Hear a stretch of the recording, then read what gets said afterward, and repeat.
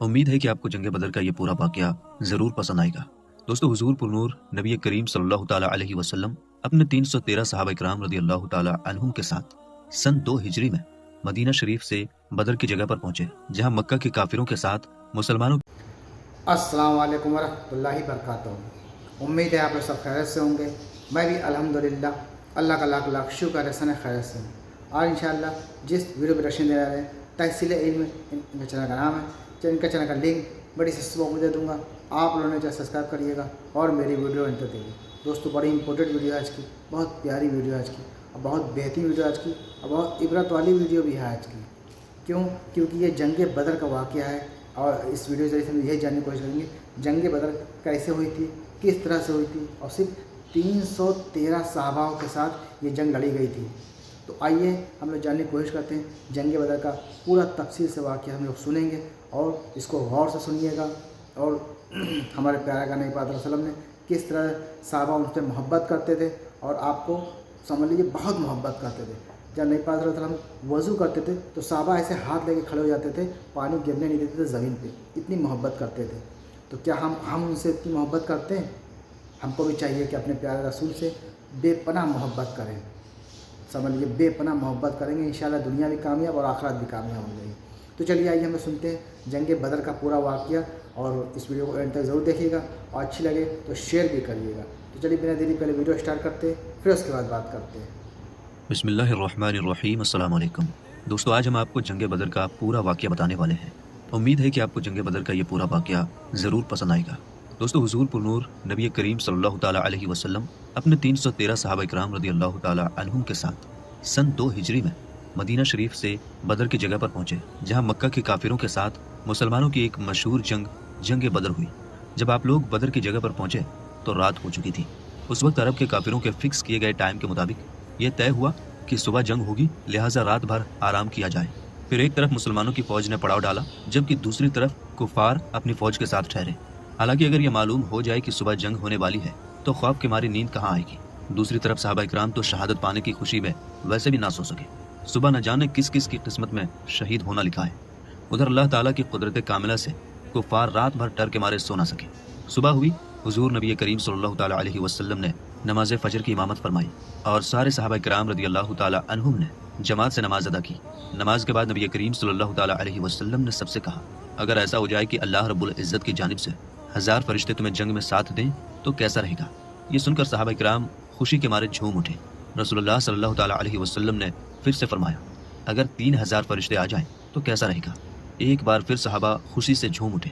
پھر آخر میں رسول پاک صلی اللہ تعالیٰ علیہ وسلم نے فرمایا کہ اگر 5000 فرشتے آ جائیں تو کیسا رہے گا؟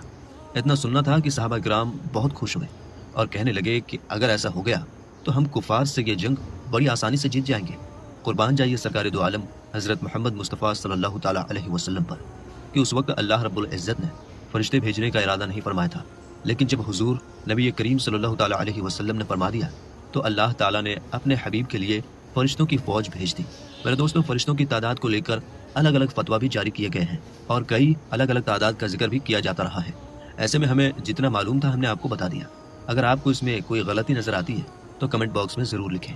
دوستو، ادھر جب جنگ شروع ہوئی تو اللہ تعالیٰ نے فرشتوں کو حکم دیا کہ جاؤ اور بدر کے جنگ میں صحابہ کرام کا ساتھ دو، اور ایسے جانا کہ تمہارے ہاتھوں میں تیر اور تلوار ہو، جنگی لباس میں جانا۔ اللہ تعالیٰ کا حکم پاتے ہی فرشتوں کی جماعت حضرت جبرائیل علیہ السلام کی قیادت میں میدان بدر میں آ گئے اور اس جنگ میں صحابہ کرام کا ساتھ دیا۔ یہ جنگ مسلمانوں نے فرشتوں کی غیبی مدد سے آسانی سے جیت لی۔ اس جنگ میں کافروں کے 70 لوگ مارے گئے، جس سے ان کی فوج کی کمر ٹوٹ گئی اور 70 کافروں کو قیدی بنا لیا گیا۔ پھر جب قیدیوں کو سامنے لایا گیا تو نبی کریم صلی اللہ تعالیٰ علیہ وسلم نے صحابہ کرام سے پوچھا کہ ان کے ساتھ کیا کیا جائے۔ سب لوگوں نے اپنی اپنی رائے دی۔ کچھ نے کہا کہ ان کو قتل کر دیا جائے، جبکہ کچھ صحابہ نے کہا کہ ان کو غلام بنا لیا جائے، مگر قربان جاؤ رسول پاک صلی اللہ تعالیٰ علیہ وسلم پر۔ آپ صلی اللہ تعالیٰ علیہ وسلم نے یہ فیصلہ سنایا کہ ان قیدیوں سے فائدہ حاصل کر کے انہیں آزاد کر دیا جائے۔ سبحان اللہ، کیا بات فرمائی ہے آپ صلی اللہ تعالیٰ علیہ وسلم نے۔ لوگ ان کو مارنے کے لیے آتے تھے، لیکن آپ ان پر رحم کھا کر انہیں چھوڑ دیتے تھے۔ جنگ ختم ہونے کے بعد سارے فرشتے واپس چلے گئے اور آپ صلی اللہ تعالیٰ علیہ وسلم نے نماز پڑھائی۔ جب آپ نماز سے فارغ ہوئے تو ایک صحابی نے عرض کیا، یا رسول اللہ صلی اللہ تعالیٰ علیہ وسلم، آپ نماز کے بیچ مسکرا کیوں رہے تھے؟ تو سرکار دو عالم صلی اللہ تعالیٰ علیہ وسلم نے مسکرا کر جواب دیا، जब जंग के बाद जिब्रील आमी अलैहिस्सलाम तमाम फरिश्तों को लेकर चले गए तो अल्लाह ताला के हुक्म से आसमान पर फरिश्तों ने उन्हें अंदर आने से रोक दिया और फरमाया कि तुम जिस मकसद के लिए गए थे उसके बिना कैसे वापस आ गए। यह सुनकर जिब्रील अलैहिस्सलाम ने फरमाया, हम तो जंग में सहाबा की मदद करने के लिए गए थे।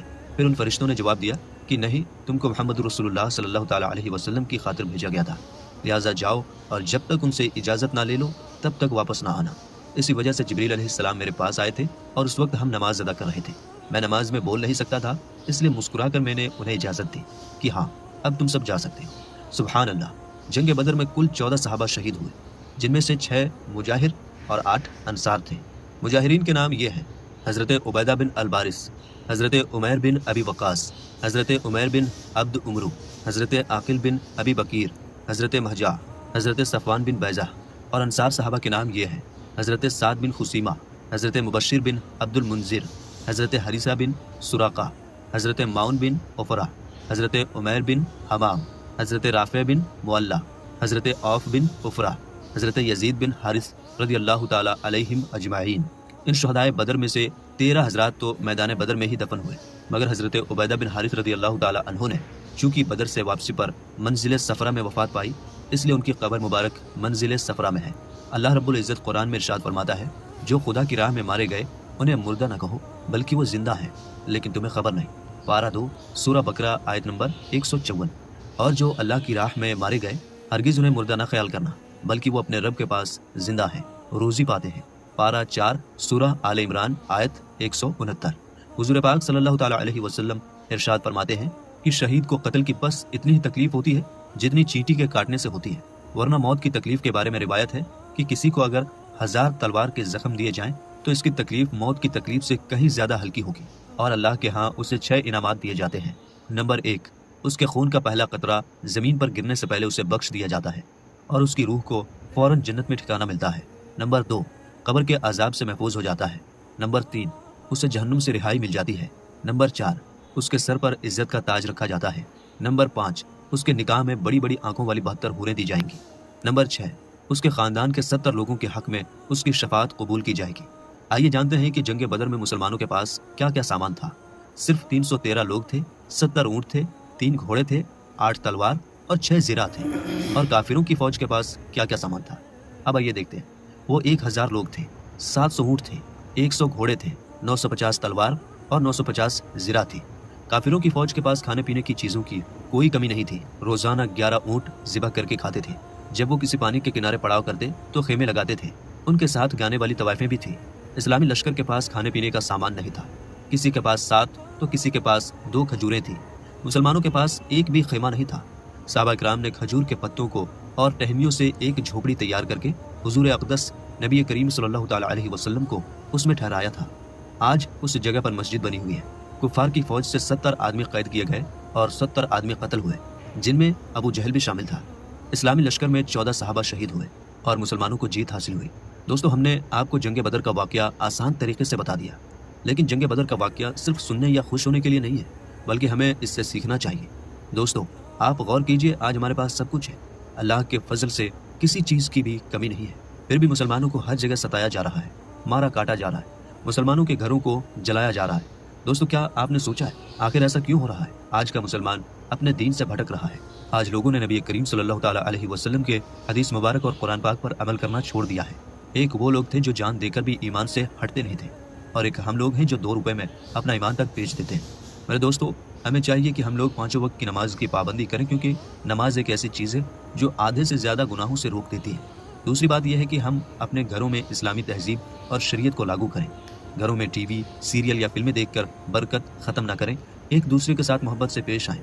अपने आलो औलाद को मोबाइल फ़ोन जैसी चीज़ों से दूर रखें और उन्हें अच्छी तालीम दें। अभी हालात ऐसे हैं।